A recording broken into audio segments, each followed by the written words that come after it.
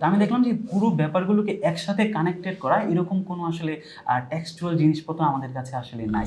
রাশিয়ার যে পুরো কনটেক্সটটা সেটা হচ্ছে আসলে তিনি ৪ টা বিষয়কে ফুটে উঠাইছেন। তাহলে এক্ষেত্রে একটা ওয়েস্টার্ন একটা স্যাংশনের বা একটা ভয়ভীতির মতো কাজ করে।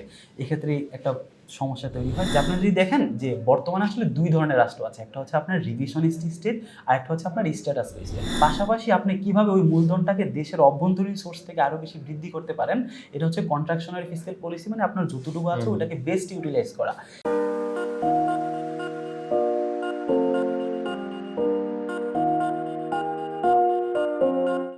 প্রিয় দর্শক, আসসালামু আলাইকুম। গল্পগ্রাফির নতুন পর্বে সবাইকে স্বাগত জানাচ্ছি।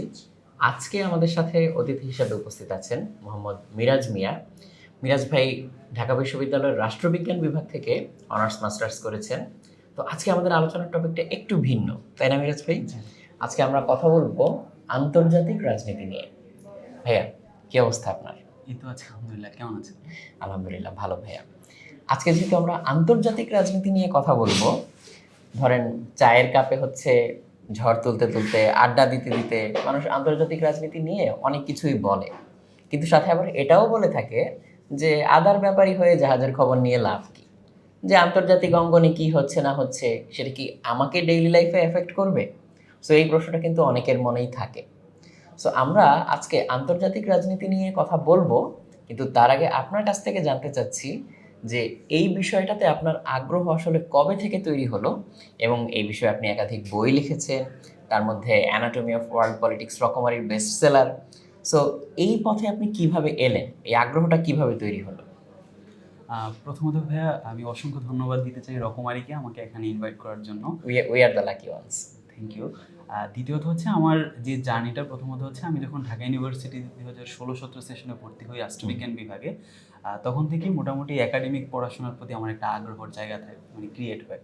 তো আমি আসলে একাডেমিক বিষয়গুলো নিয়ে একাডেমিক বিভিন্ন তথ্য, বিভিন্ন হচ্ছে রাষ্ট্রবিজ্ঞানের যারা হচ্ছে বিভিন্ন ফ্যাকাল্টি মেম্বার আছে বিশ্বের বিভিন্ন ইউনিভার্সিটির, তো ওদের আসলে বিভিন্ন প্রোফাইল বা ওদের আর্টিকেল যে জার্নাল, এগুলো নিয়ে অনেক ঘাটাঘাটি করতাম, পড়াশোনা করতাম।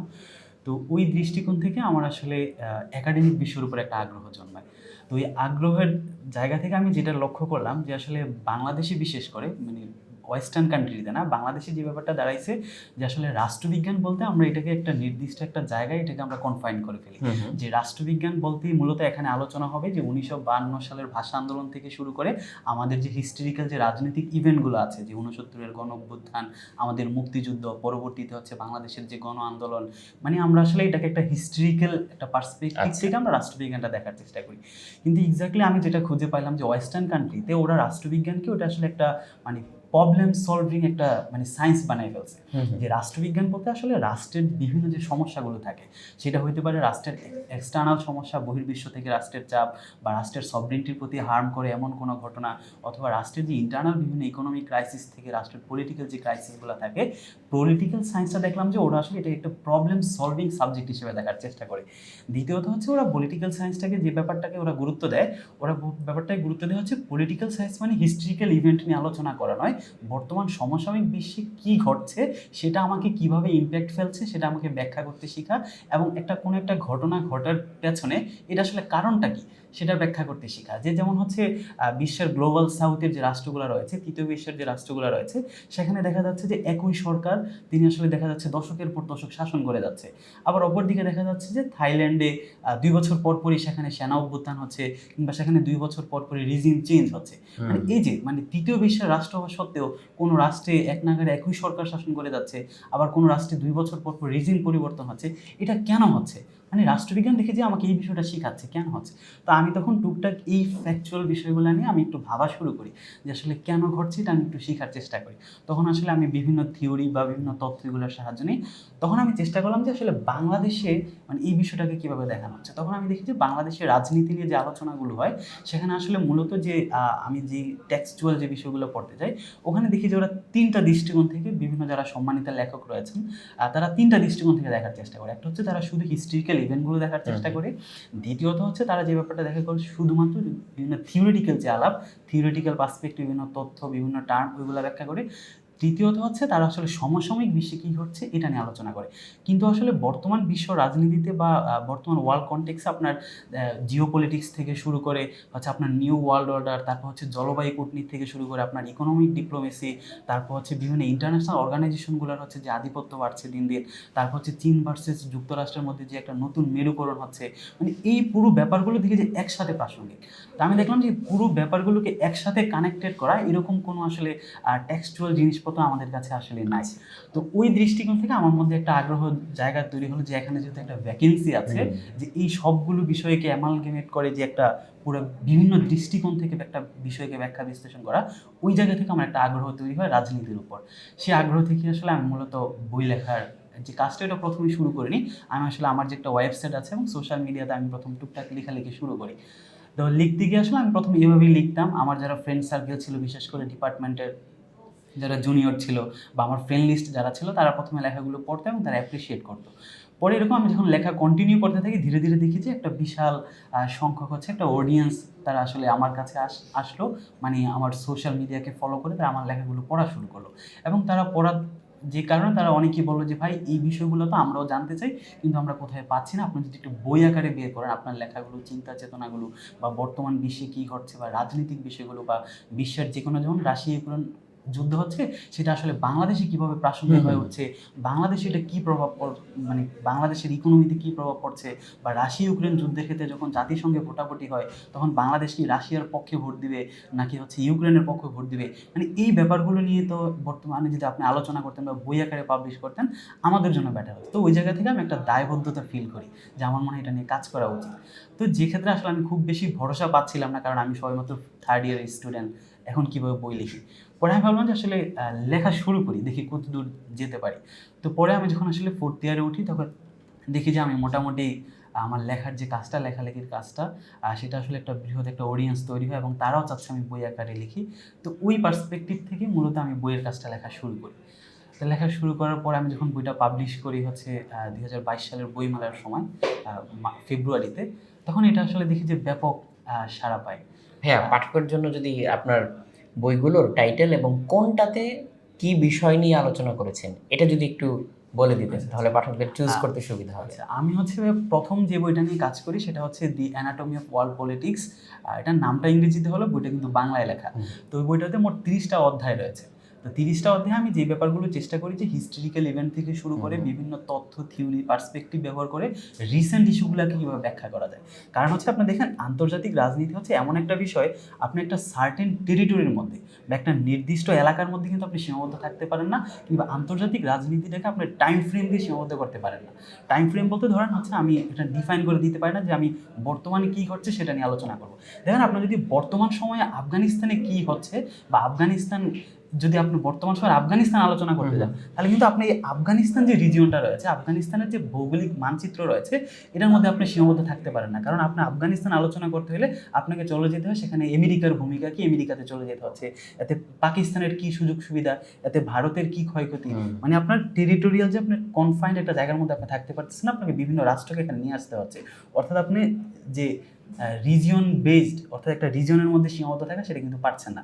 দ্বিতীয়ত যে ব্যাপারটা, আপনার টাইম ফ্রেম দিয়ে এটাকে বেঁধে রাখতে পারছেন না। যেমন বর্তমান একবিংশ শতাব্দীর তৃতীয় দশকের আফগানিস্তানকে যদি আপনি ব্যাখ্যা করতে যান, তাহলে আপনি কিন্তু চলে যেতে হচ্ছে সেই মানে 90-এর দশকে, যে যখন সোভিয়েত এখানে আফগানিস্তানে অ্যাটাক করে, সোভিয়েত আফগান যুদ্ধে, আপনাকে সেই প্রসঙ্গে চলে যেতে হচ্ছে। অর্থাৎ আপনি কিন্তু বর্তমান সময়ে থাকতে পারতেছেন না, আপনাকে চলে যেতে হচ্ছে যখন ন্যাটো বাহিনী যখন আফগানিস্তানে চলে আসে। মানে আন্তর্জাতিক রাজনীতি থেকে দেখি যে টাইম ফ্রেম দিয়ে বাধা যাচ্ছে না এবং এটা জিওগ্রাফিক্যাল মতো বাধা যাচ্ছে না। যে কারণে আমি আমার বইটাতে চেষ্টা করি যে মানে হিস্টোরিক্যাল ইভেন্টগুলোও মানে সংক্ষিপ্ত আকারে নিয়ে এসে এমনভাবে উল্লেখ করা যাতে মানে যাতে বিষয়টা পড়লে আমার অতীত হিস্ট্রিতে কী ঘটছে সেটাও ব্যাখ্যা করা যায় এবং বর্তমানে এটা কীভাবে প্রাসঙ্গিক সেটা ব্যাখ্যা করা যায়। পাশাপাশি এখানে জিও পলিটিক্যাল যে ইম্প্যাক্টগুলো আছে, মানে একটা ইনসিডেন্টের কারণে এটা আসলে বিশ্বে কীভাবে প্রভাব ফেলছে, মরুকরণের ক্ষেত্রে বা নয়া বিশ্ব ব্যবস্থার ক্ষেত্রে বা বিভিন্ন ক্ষুদ্র রাষ্ট্রগুলোর ক্ষেত্রে বা বিভিন্ন রাষ্ট্রগুলোর সিকিউরিটির ক্ষেত্রে, মানে এই পুরো ব্যাপারগুলো আসলে আমি একসাথে দেখানোর চেষ্টা করি আমার দি অ্যানাটমি অফ ওয়ার্ল্ড পলিটিক্স বইটাতে। দ্বিতীয়ত হচ্ছে আমি যে বইটা প্রকাশ করি সেটা হচ্ছে আমার the cosmic play of contemporary global politics. এই দ্বিতীয় যে বইটা এটা হচ্ছে আমার অ্যানাটমি অফ ওয়ার্ল্ড পলিটিক্স বইয়ের আসলে ধারাবাহিকতায় বের হয়। কারণ একটা বই কিন্তু আমি দুনিয়ার বিশ্বে অনেকগুলো স্বাধীন রাষ্ট্র, একটা বিশাল রিজিয়ন, আমি একটা বই আসলে সবগুলো আন্তর্জাতিক বিষয় কভার করতে পারিনি। তো যে কারণে আসলে the cosmic play of contemporary global politics হচ্ছে দি অ্যানাটমি অফ ওয়ার্ল্ড পলিটিক্সের যে বিষয়গুলো আমি নিয়ে আসতে পারিনি। কারণ ওই বইটা পরে আসলে আমাকে আসলে যারা পাঠক শ্রেণী তারা বিভিন্ন রিভিউ দেওয়ার চেষ্টা করছে যে ভাই অ্যানাটমি অফ ওয়ার্ল্ড পলিটিক্সে আপনি অনেক ভালো আলোচনা করেছেন, কিন্তু আনফর্চুনেটলি সেখানে জাতিসংঘের কি ভূমিকা বা আইএমএফ কি রোল প্লে করে, বা হচ্ছে আপনার রিসেন্ট যে ইস্যুগুলো রয়েছে শ্রীলঙ্কা ইস্যু কিংবা হচ্ছে হ্যাঁ, কারণ একটা বই বের হওয়ার পরে তো কনটেক্সটও অনেক চেঞ্জ হয়ে কনটেক্সট যায়। কিন্তু অনেক চেঞ্জ হয়। তো ওই বইটা আমি যে কাজটা করি দি কন্টেম্পোরারি গ্লোবাল পলিটিক্স বইটাতে অ্যানাটমির ধারাবাহিকতায় পরবর্তীতে যে টপিকগুলো আসে ওই টপিকগুলো আমি অ্যাড করি আর কি। এটা হচ্ছে আমার বইয়ের জার্নি। আচ্ছা, তো এই বইয়ের টপিকের মধ্যেই অনেক ইন্টারেস্টিং জিনিস উঠে এসেছে, যেগুলো আমারও মনে অনেক প্রশ্ন আছে, আমার গেস হচ্ছে দর্শকদেরও মনে প্রশ্ন আছে। যেমন এখন যদি আমাদের মানে কনকারেন্ট ঘটনাগুলোর কথা বলি, তাহলে ওয়ার্ল্ড পলিটিক্সে যদি আপনাকে বলতে বলা হয় যে মোস্ট ইন্টারেস্টিং বা ইনফ্লুয়েন্সিয়াল দুইটা ঘটনা, তাহলে আপনি কোন দুইটার কথা বলবেন? বর্তমানে মোস্ট ইনফ্লুয়েন্সিয়াল ঘটনা যদি আপনি বলেন সেটা হচ্ছে পুরো বৈশ্বিক ব্যবস্থাকে চেঞ্জ করে দিচ্ছে। ফার্স্টলি আমি বলবো হচ্ছে রাশিয়া ইউক্রেন যে ওয়ারটা চলছে বর্তমানে, এটা বর্তমানে প্রোট্রাক্টেড কনফ্লিক্টের দিকে চলে যাচ্ছে, মানে এই যুদ্ধ কবে বন্ধ হবে নোবডি নোজ। দ্বিতীয়ত যেটা ইন্টারেস্টিং ঘটনা সেটা হচ্ছে আপনার ব্রিক্সের যে উত্থানটা। ব্রিক্সের উত্থানের কারণে এখানে একটা নয়া সমীকরণ দেখা যাচ্ছে, বিশেষ করে গ্লোবাল সাউথের মধ্যে যে সাউথ সাউথ যে কোঅপারেশনটা এবং ব্রিক্সকে কেন্দ্র করে আপনার বিশ্বব্যাপী যে ডি ডলারাইজেশন মুভমেন্ট, অর্থাৎ মানে ডলারের একক আধিপত্যকে চেঞ্জ করার যে একটা মুভমেন্ট, এই দুইটা ঘটনা আসলে বর্তমানে সবচেয়ে বেশি ইম্প্যাক্টফুল মনে হচ্ছে। যদি রাশিয়া ইউক্রেন ওয়ারের কথা বলি, আপনার কি মনে হয় যে এটাকে আসলে প্রিভেন্ট করার কোনো উপায় ছিল বা অপশন ছিল? রাশিয়া ইউক্রেন যুদ্ধের প্রিভেন্ট করার অপশন দেখতে আপনাকে প্রথমত এটার মানে একটা মানে কনটেক্সটটা আমাকে দেখতে হবে, যে এটার কনটেক্সটটা আসলে কি, মানে কোন প্রেক্ষাপটে রাশিয়া ইউক্রেন যুদ্ধটা শুরু হয়। আপনি যদি প্রথমে দেখেন যে রাশিয়ার যে ফরেন পলিসি নিয়ে যে সকল গবেষক কাজ করে তাদের মধ্যে একজন অন্যতম হচ্ছে আপনার সুইডেনের উপসালা ইউনিভার্সিটির ইলিয়াস গটস নামে। তো ওই ব্যক্তি যিনি দেখানোর চেষ্টা করেছেন যে রাশিয়ার যে পুরো কনটেক্সটটা সেটা হচ্ছে আসলে তিনি চারটা বিষয়কে ফুটে উঠেছেন। প্রথমত হচ্ছে তিনি ডিসিশন মেকার লেভেল থিওরির মাধ্যমে তিনি দেখানোর চেষ্টা করেছেন যে একটা রাষ্ট্র আসলে ফরেন পলিসি তৈরির ক্ষেত্রে রাষ্ট্র আসলে দুইটা বিষয় ফোকাস করে।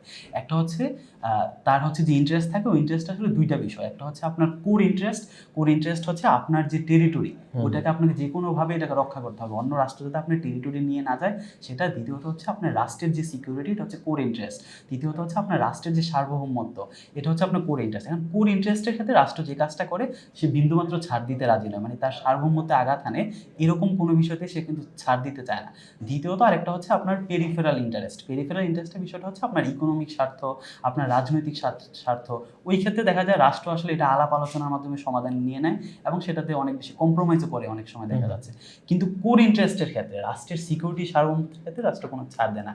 কিন্তু ডিসিশন মেকার লেভেল থিওরি তিনি দেখানোর চেষ্টা করেছেন যে রাশিয়ার ভ্লাদিমির যে পুতিন, তিনি আসলে ন্যাশনাল ইন্টারেস্ট দ্বারা তাড়িত না হয়ে তার নিজস্ব যে ওয়ার্ল্ড ভিউ, তার নিজস্ব যে চিন্তা চেতনা, ওইটা দ্বারা অনেক বেশি তিনি তাড়িত হয়েছিলেন।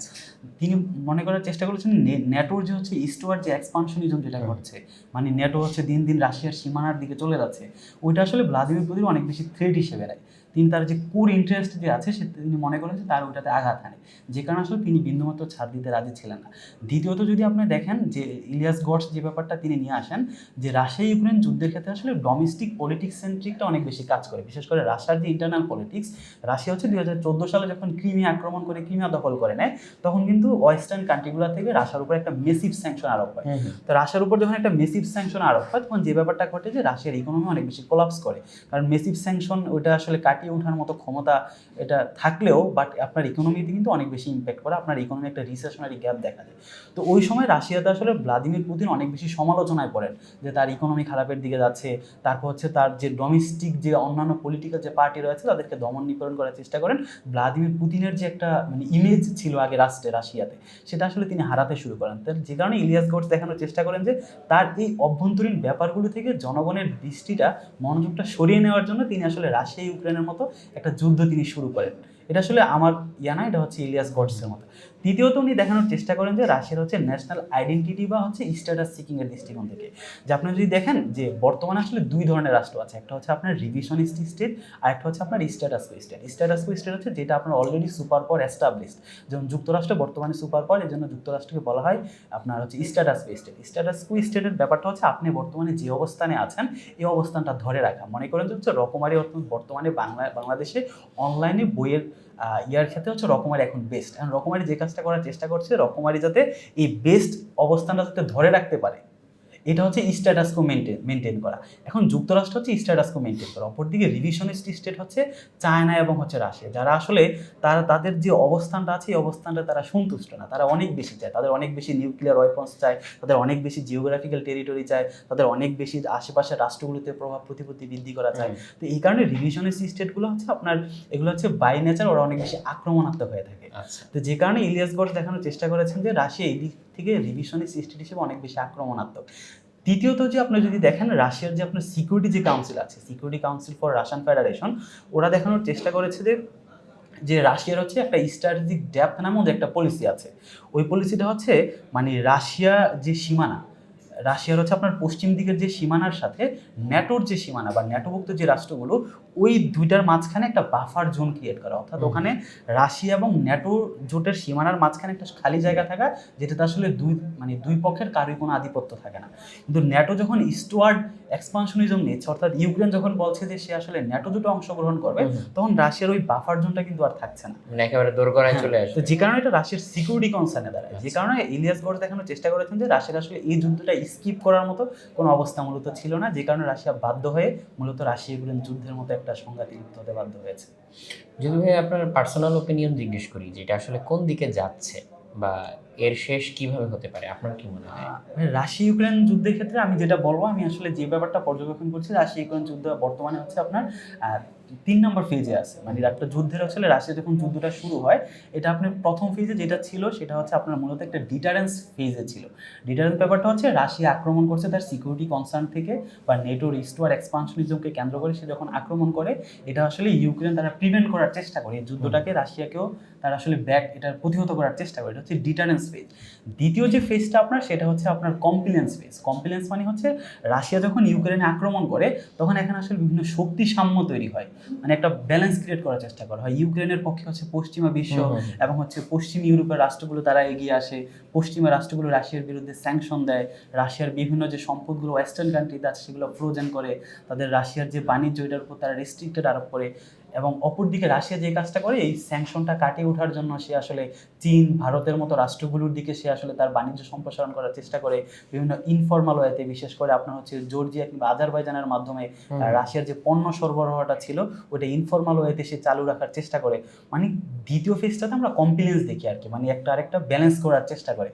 তৃতীয় যে ফেজটা বর্তমানে আমরা আছি, এটাকে বলা হয় আসলে এট্রিশন। এট্রিশন মানে হচ্ছে আমার যে যুদ্ধের প্রতি মানে আমার আসলে কি অর্জন হলো, এই যে আমি এতদিন ধরে যুদ্ধ চালিয়ে যাচ্ছি, এখানে ক্ষয়ক্ষতির একটা হিসেব নিকাশ হচ্ছে। তো এই ক্ষেত্রে দেখা যাচ্ছে দুই পক্ষই সমানভাবে ক্ষতিগ্রস্ত হচ্ছে, রাশিয়াও ক্ষতিগ্রস্ত হচ্ছে, ইউক্রেনও ক্ষতিগ্রস্ত হচ্ছে।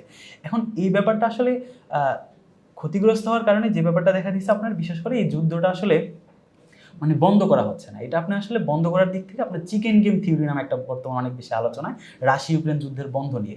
যে চিকেন গেম থিওরিটা হচ্ছে, মনে করেন যে হচ্ছে আমি আর আপনি হচ্ছে দুজনে সংঘাতে লিপ্ত, এক্ষেত্রে আমি যদি আমার দুর্বলতার কথা চিন্তা করে আমি যদি সংঘাত থেকে আমি সরে আসি, তখন আপনি আমাকে বলবেন যে আমি হচ্ছে এই যুদ্ধে হেরে গেছি।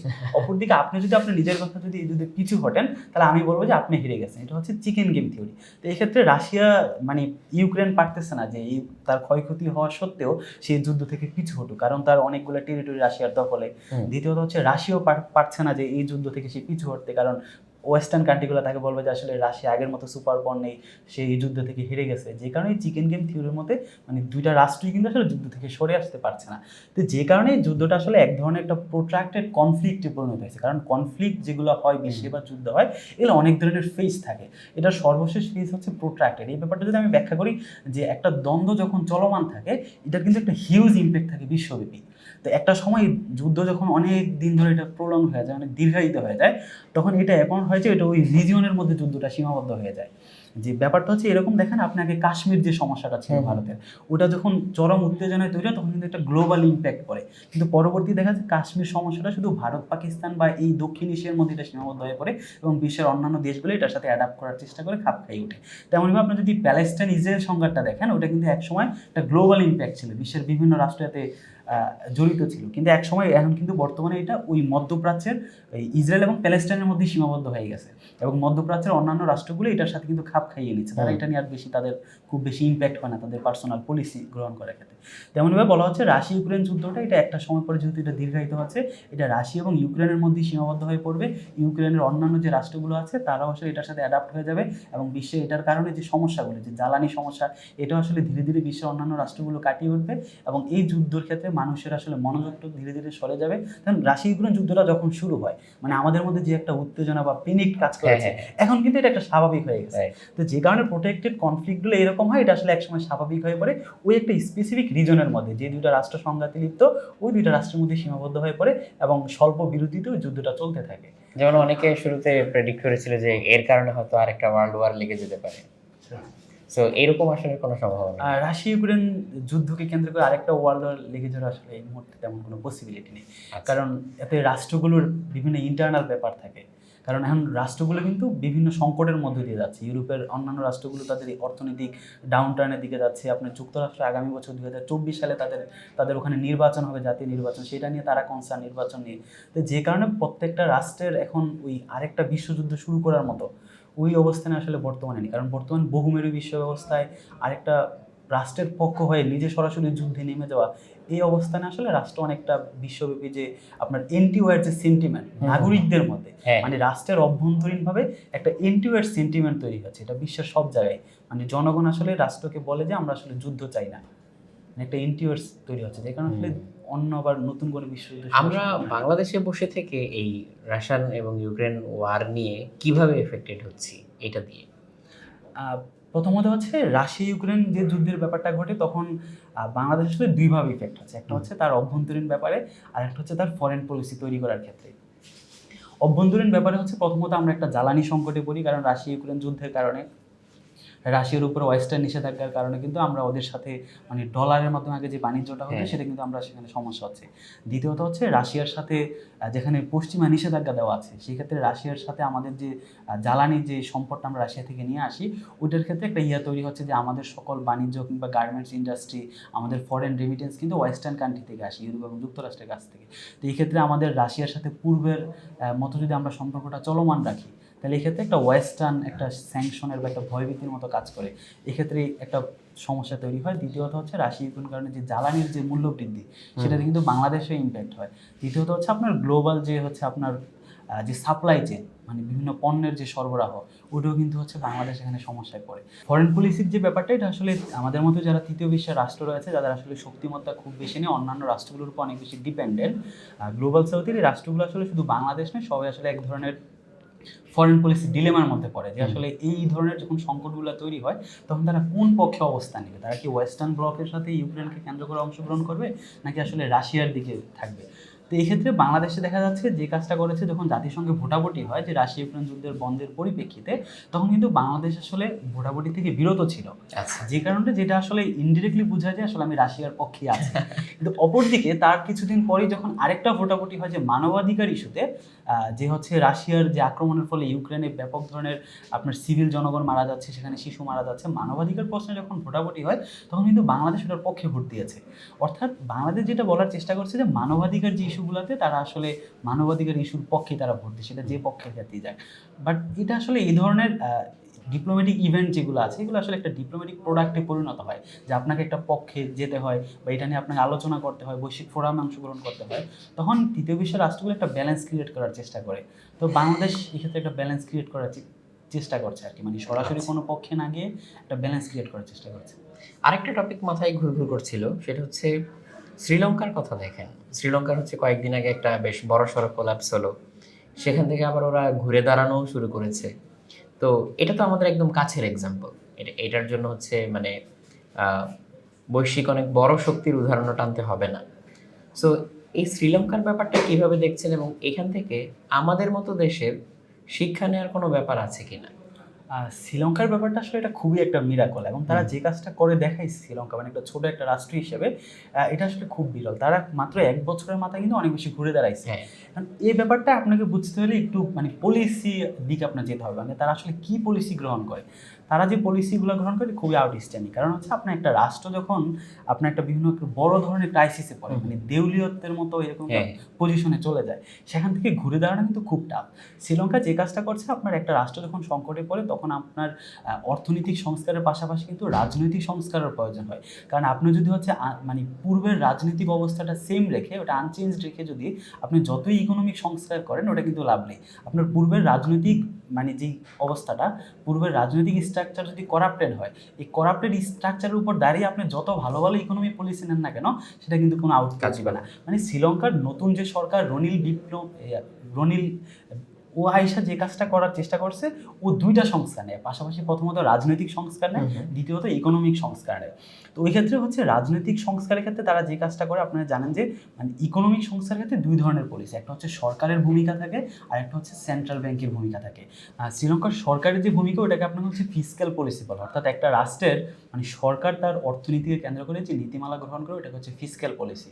এখন এই ফিসক্যাল পলিসিটা আপনার হচ্ছে দুই ধরনের হয়। একটা রাষ্ট্র আসলে দুই ধরনের ফিসক্যাল পলিসি থাকে। ওই রাষ্ট্রের যে তার যে সমস্যাটা, ওইটার গ্র্যাভিটি বা ওই সমস্যাটার ইন্টেন্সিটি কতটুকু, সেটার উপর ডিপেন্ড করে আসলে সে কোন ধরনের ফিসক্যাল পলিসি নেবে।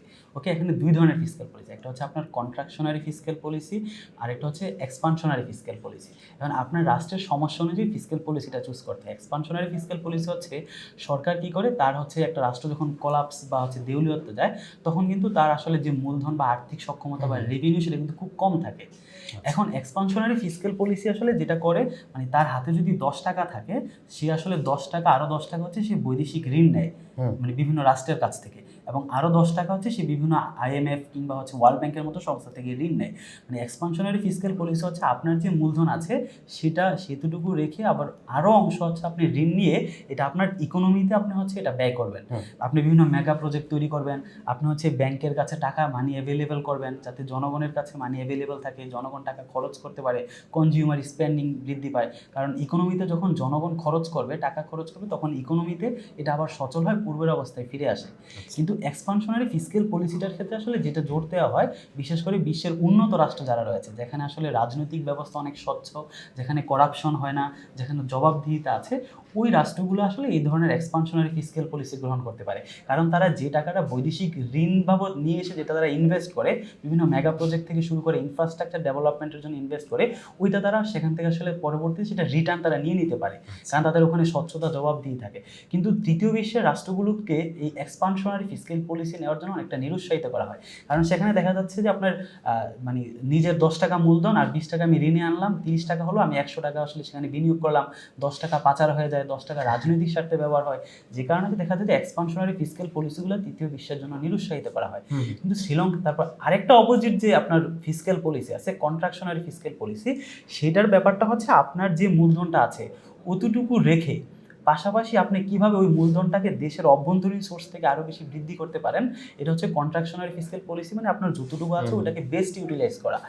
এখন শ্রীলঙ্কা যে কাজটা করেছে, তারা এক্সপানশনারি ফিসক্যাল পলিসির দিকে যায়নি, ওই চিন্তাটা করে যেটা তৃতীয় বিশ্বের রাষ্ট্রের ক্ষেত্রে অনেক বেশি প্রায়োরিটি না। তারা হচ্ছে এই কন্ট্রাকশনারি ফিসক্যাল পলিসি গ্রহণের মাধ্যমে তারা যে কাজটা করে, তাদের যতটুকু রেভিনিউ ছিল যে অল্প সংখ্যক, এটাকে রেখে তারা আসলে পূর্বের সরকার যে কাজটা করে, পূর্বের সরকার আপনার ট্যাক্স কাট পলিসি নিয়েছিল, মানে ট্যাক্স কমিয়ে দিয়েছিল। বর্তমানে সরকার রনিল বিক্রমসিংহে আইসা সেই কন্ট্রাকশনারি পলিসির অধীনে সে আসলে বিভিন্ন ক্ষেত্রে করের যে আওতাগুলো আছে, করের যে সোর্সগুলো আছে অভ্যন্তরীণ, সেগুলো বৃদ্ধি করে। দ্বিতীয়ত হচ্ছে রেভিনিউ আগে যে যে জায়গায় খরচ হতো রাষ্ট্রের, যেমন হচ্ছে বিভিন্ন প্রতিষ্ঠানগুলোকে বেল আউট দিত, বেল আউট বলতে সেখানে ভর্তুকি দিত। রনিল বিক্রমসিংহে কী করে, তার এই মূলধনটাকে টিকে রাখার জন্য, রাজস্ব বৃদ্ধির জন্য ওই মূলধনগুলো বা বেল আউট দিয়ে তিনি বন্ধ করে দেন এবং ওই প্রতিষ্ঠানগুলিকে প্রাইভেটাইজেশন করে দেন। তো ও যে ব্যাপারটা ব্যাখ্যা করার চেষ্টা করলো যে আসলে আমি যখন বেল আউট দিচ্ছি, এই কাজটা ঘটে কি, আমার নির্বাচনের সময়, আমার নির্বাচনী প্রচারণার সময় আমাকে যেই প্রতিষ্ঠানগুলো আমাকে ফান্ডিং করে, তাদেরকেই মূলত রাজনৈতিক সুবিধা হিসেবে বেল আউটটি বা ভর্তুকিটি দেওয়া হয়। যে কারণে বলার চেষ্টা করছি রাষ্ট্রের উন্নয়নমূলক কাজে বেল আউট খুব বেশি ইম্প্যাক্ট পড়ে না, যে কারণে ও বেল আউটটা কেটে দেয়, ওখানে আসলে ওদের রাষ্ট্রের যে রেভিনিউ সেটা সেভ হয়। তৃতীয়ত হচ্ছে রনিল বিক্রমসিংহে যে কাজটা করে হচ্ছে করোনার কারণে হচ্ছে আপনার শ্রীলঙ্কার যে আপনার ফরেন রেমিটেন্স সেটা কিন্তু অনেকাংশে কমে যায়, যে কারণে রনিল বিক্রমসিংহে ক্ষমতায় এসে ওদের উদ্যোগে মানে সরকারি উদ্যোগে শ্রীলঙ্কা যে কাজটা করে, মানে একটা বিশাল সংখ্যক শ্রীলঙ্কার শ্রমিক হচ্ছে বিভিন্ন বিদেশি রাষ্ট্রে পাঠায় শ্রমিক হিসেবে, যে কারণে দেখা যাচ্ছে মাত্র 1 বছরের মাথায় শ্রীলঙ্কার যে ফরেন রেমিটেন্স এটা 76% বেড়ে যায়। তো এখানে এদের একটা ইয়ে আসে। তৃতীয়ত হচ্ছে আপনার শ্রীলঙ্কা যে কাজটা করে এটা হচ্ছে সরকারি পদক্ষেপ, আর দ্বিতীয়ত যে পদক্ষেপটা ওটা হচ্ছে কেন্দ্রীয় ব্যাংকের পদক্ষেপ। এখন কেন্দ্রীয় ব্যাংকের যে পদক্ষেপটা থাকে, অর্থাৎ একটা রাষ্ট্রের ইকোনমিক যে পলিসিগুলা, এটা আসলে কেন্দ্রীয় ব্যাংক যে পলিসিগুলো গ্রহণ করে ওগুলাকে বলা হয় হচ্ছে আপনার মনিটারি পলিসি। এখন শ্রীলঙ্কা যে কাজটা করে আপনার, শ্রীলঙ্কা এখানে যে কাজটা করে প্রথমত হচ্ছে তাদের যে কেন্দ্রীয় যে ব্যাংক, ওই ব্যাংকের হচ্ছে পুরো স্বাধীন করে দেয়, যে রাষ্ট্রের সরকারি শাখা থেকে কেন্দ্রীয় ব্যাংক দুইটা আলাদা আলাদা কাজ করবে। কারণ ওরা শ্রীলঙ্কা বলার চেষ্টা করলো যে আসলে যদি আমার সেন্ট্রাল ব্যাংক এবং সরকার দুটো যদি একসাথে কাজ করে এবং কেন্দ্রীয় ব্যাংকে যদি আমার সরকারের হস্তক্ষেপ থাকে, তাহলে আসলে কেন্দ্রীয় ব্যাংক স্বাধীনভাবে কাজ করতে পারে না। কারণ কেন্দ্রীয় ব্যাংকে যদি সরকারের হস্তক্ষেপ হয়, তাহলে যারা টাকা পাচার করে কেন্দ্রীয় ব্যাংক তাদের পক্ষ হয়ে কাজ করে, যারা ঋণ খেলাপি করে কেন্দ্রীয় ব্যাংক তাদের পক্ষ হয়ে কাজ করে, ওদেরকে বেইল আউট করে। তো যে কারণে শ্রীলঙ্কা সরকার এই ট্রিকটা বুঝতে পেরে ওরা আসলে পুরো কেন্দ্রীয় ব্যাংকে আলাদা করে দেয়। দ্বিতীয়ত তারা যে একটা এক্সট্রাঅর্ডিনারি কাজ করে, তারা হচ্ছে একজন স্মার্ট এবং দক্ষ একজন গভর্নরকে কেন্দ্রীয় ব্যাংকে বসায়। আপনারা জানেন যে যাকে কেন্দ্রীয় ব্যাংকে বসানো হয়েছে শ্রীলঙ্কার, তিনি হচ্ছে সাবেক IMF এর অর্থনীতিবিদ বীরা সিংহকে। তো যে কারণে এই বীরা সিংহ আইসা তিনি মানে এক্সট্রাঅর্ডিনারি মানে দুইটা পলিসি গ্রহণ করে। একটা হচ্ছে আপনার তিনি যে পলিসিটা গ্রহণ করে সেটা হচ্ছে নীতি সুদহার বৃদ্ধি করে দেয়। নীতি সুদহার বৃদ্ধি কি, কারণ শ্রীলঙ্কার অর্থনীতিতে অনেক বেশি মূল্যস্ফীতি ছিল, তো মূল্যস্ফীতি কমানোর জন্য নীতি সুদহারটা এরকম মানে সেন্ট্রাল ব্যাংক মানে অন্যান্য তফসিলি বা বাণিজ্যিক যে ব্যাংকগুলোকে যে ঋণ দেয়, ওই ঋণ দেওয়ার ক্ষেত্রে সুদ হারটা বৃদ্ধি করে দেয়। তো এখন সেন্ট্রাল ব্যাংক যখন আমার ঋণ দানের সুদ হার বৃদ্ধি করে দেয়, তখন তফসিলি ব্যাংকগুলো কিন্তু উচ্চ সুদে সেখান থেকে ঋণ নিতে হচ্ছে। যখন তফসিলি ব্যাংকগুলো উচ্চ সুদে কেন্দ্রীয় ব্যাংক থেকে ঋণ নেয়, তখন তারা জনগণকে যে ঋণটা দেয় সেটাও কিন্তু উচ্চ ঋণে দেয়। তো যে কারণে যখন মানে সুদ হারটা যখন উচ্চ ঋণে দেওয়া হচ্ছে, মানে অনেক বেশি বাড়িয়ে দেওয়া হচ্ছে, বৃদ্ধি করা হচ্ছে, তখন আসলে দেখা যাচ্ছে মানে বাজারে মানির যে সার্কুলেশন, সরবরাহটা কিন্তু অনেক বেশি কমে আসে, যে কারণে শ্রীলঙ্কার মুদ্রাস্ফীতিটা আসলে মানে ওরা করায়ত্ত করতে পারছে। যে কারণে আপনি দেখবেন যে মাত্র 1 বছরের ব্যবধানে শ্রীলঙ্কার ইকোনমি আপনার আপনার শ্রীলঙ্কার যে হচ্ছে মূল্যস্ফীতি, এটা 67% থেকে 4% নেমে আসে।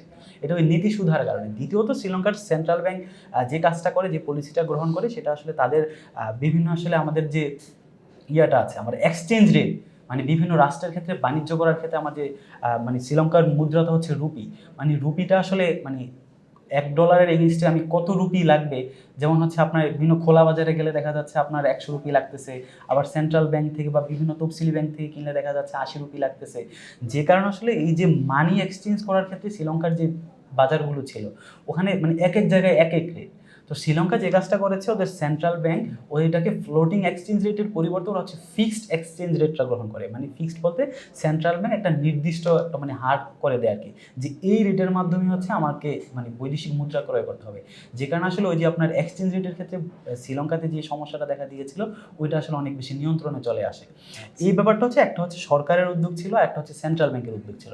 তারপরে যে ব্যাপারটা উদ্যোগ ছিল, একটা আপনার যখন একটা রাষ্ট্রের পলিসি গ্রহণ করেন, সেটা হোক সেন্ট্রাল ব্যাংক কিংবা সরকার, এটা তো একটা পলিসি। তো পলিসি গ্রহণ করার ক্ষেত্রে আমরা হচ্ছে একাডেমিক অঙ্গনে আসলে যে অনেকগুলো থিওরি পড়ি। একটা হচ্ছে আপনার যে আপনার policy stream theory. Policy stream theory আপনার 3টা পার্ট থাকে। একটা পার্ট হচ্ছে আপনার আপনার মানে প্রবলেম স্ট্রিম। প্রবলেম স্ট্রিমের কাজ হচ্ছে আপনার রাষ্ট্রের যে সমস্যাগুলো আছে, যে আপনার রাষ্ট্রের ইকোনমি সমস্যা, আপনার রাষ্ট্রের মূল্যস্ফীতি হচ্ছে, আপনার রাষ্ট্রে হচ্ছে ব্যাংকগুলো দেউলিয়ত হয়ে যাচ্ছে, ব্যাংকের লিকুইডিটি ক্রাইসিস তৈরি হচ্ছে, এগুলো তো আমার সমস্যা, এগুলো সবাই জানে। এটা হচ্ছে পলিসি স্ট্রিমের প্রথম ধাপ, অর্থাৎ প্রবলেম স্ট্রিম, মানে সমস্যাগুলো আমরা সবাই জানি।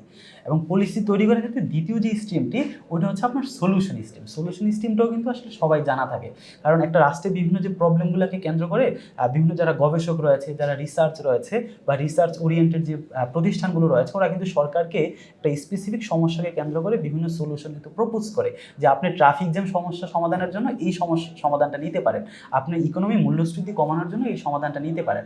এক্ষেত্রে ইউনিভার্সিটি অধ্যাপকরা বিভিন্ন পত্রিকাতে লেখালেখি করে সমাধানকে কেন্দ্র করে।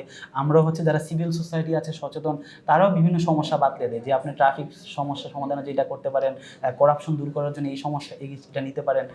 এই মানে পলিসি তৈরির দ্বিতীয় যে স্ট্রিমটা সলিউশন স্ট্রিম, ওইটাও কিন্তু সবার জানা থাকে। অর্থাৎ আমার রাষ্ট্রের প্রবলেমও আমি জানি, আমার সলিউশন কি সেটাও কিন্তু আমি জানি, কারণ আমার অনেক সলিউশন থাকে একটা প্রবলেম ক্ষেত্রে, যেহেতু বিভিন্ন লোক আমাকে সলিউশন দিচ্ছে।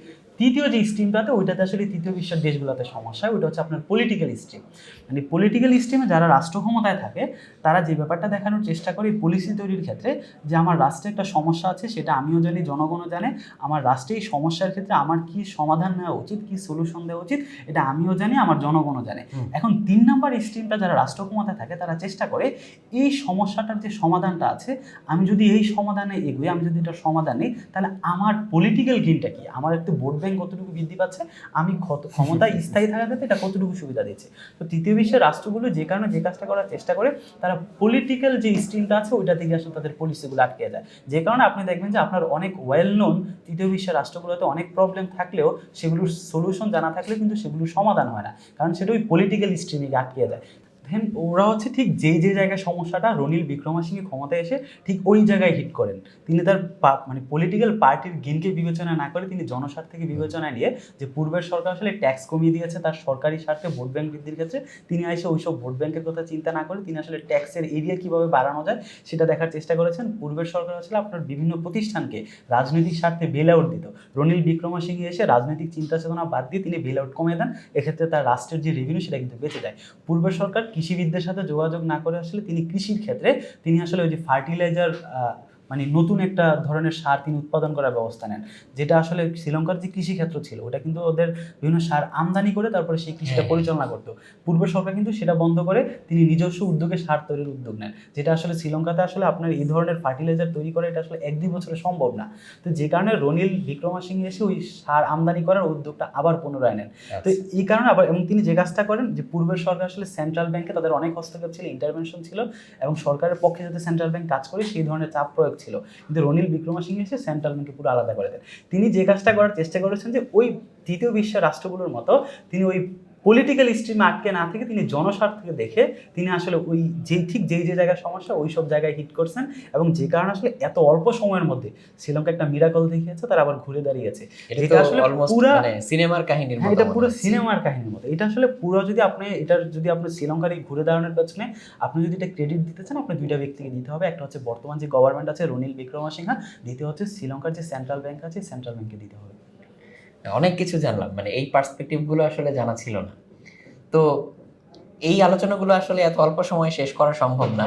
আমিও দর্শকদেরকে অনুরোধ করব যে আজকের আলোচনাটা শুনে আপনাদের মনে যদি আরো কোনো প্রশ্ন এসে থাকে সেটা কিন্তু আমাদেরকে করতে পারেন, বা ভাইয়ার সাথে আমরা নেক্সট কি টপিক নিয়ে আলোচনা করতে পারি সেই টপিকগুলোও আপনারা সাজেস্ট করতে পারেন।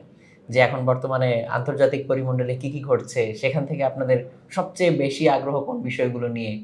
যেমন চায়না আমেরিকা নিয়ে হচ্ছে কথা বলার ইচ্ছা ছিল, কিন্তু আজকে আমাদের সময় একদমই শেষ। সো আজকের আলোচনায় আমরা সেটা রাখতে পারলাম না, খুবই দুঃখিত। নেক্সট আমরা কি কি নিয়ে আলোচনা করতে পারি সেটা আপনারা সাজেস্ট করতে পারেন। আর ভাইয়ার কাছে আমার লাস্ট প্রশ্ন, এখন কি নিয়ে কাজ করছেন? সামনের বইমেলায় কি আমরা হচ্ছে এরকম নতুন আরেকটা বই পাবো?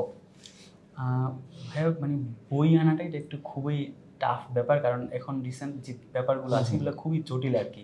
আচ্ছা, যেমন আপনার ব্রিক্স থেকে শুরু করে ডি-ডলারাইজেশন, এবং রিসেন্টলি হচ্ছে আমরা দেখেছি যে G20 সম্মেলন হলো, তারপর হচ্ছে রাশিয়া ইউক্রেনের নতুন আরেকটা দিক, মানে এই যুদ্ধ বন্ধ হচ্ছে না, মানে ব্যাপারগুলো একটু অনেক বেশি ক্রিটিক্যাল দাঁড়িয়েছে আর কি বর্তমান বিশ্ব রাজনীতি। তো এই ক্ষেত্রে বই বের করার ক্ষেত্রে আমি লেখক হিসেবে আসলে আমাকে অনেকগুলো চ্যালেঞ্জ ফেস করতে হচ্ছে, মানে একটা বিষয়কে বিভিন্ন অ্যাঙ্গেল থেকে ব্যাপারটা ব্যাখ্যা করতে হচ্ছে। তারপর আমি চেষ্টা করছি যে রিসেন্ট ইস্যুগুলো ডেভেলপ করার জন্য, এগুলো নিয়ে লেখালেখি করার জন্য। যদি সম্ভব হয় আমি আসলে বই আগামী বছর আরেকটি নতুন বই আনার চেষ্টা করব। আমরাও আসলে অধীর আগ্রহে ওয়েট করব। তবে আমার মনে হয় যে একটা কাজ আমরা করতেই পারি, আমরা হচ্ছে নিয়মিত বিরতিতে এই বিষয়গুলো নিয়ে হচ্ছে আমাদের অনুষ্ঠানেই আলাপ করতে পারি, যে একদম রিসেন্ট টপিকগুলো বা হট টপিকগুলো যেগুলো আছে, যেগুলো দর্শকরাও শুনতে চায়, জানতে চায়, আলোচনা করতে চায়, সেই বিষয়গুলো নিয়ে কেমন হয়? এটা অবশ্যই ভালো হয়। তো প্রিয় দর্শক, আপনার কাছ থেকে বিদায় নিয়ে নিচ্ছি। আপনাকে অসংখ্য ধন্যবাদ আমাদের সাথে এতক্ষণ থাকার জন্য। মিরাজ ভাইকেও অসংখ্য ধন্যবাদ এই পার্সপেক্টিভগুলো তুলে ধরার জন্য। আমারও অনেক কিছু জানা ছিল না, আমার বিশ্বাস যারা শুনছেন আপনাদেরও অনেক কিছু হয়তো জানা ছিল না, আমরা নতুন অনেক কিছু জানলাম। তো এই জন্য হচ্ছে বেশ ভালো লাগছে এখন বিষয়টা, এবং নতুন নতুন অনেক চিন্তা তৈরি হচ্ছে, প্রশ্ন তৈরি হচ্ছে। এটাই তো আমরা চাই আসলে, আমরা চিন্তা করি, আমরা ভাবি, আমরা হচ্ছে বইগুলো ঘাটাঘাটি করি, নতুন জিনিস জানি, এই আগ্রহটা সবার মধ্যে বজায় থাকুক। ধন্যবাদ সবাইকে, আসসালামু আলাইকুম। আর রকমারিকে অসংখ্য ধন্যবাদ আমাকে আমন্ত্রণ করার জন্য। ধন্যবাদ।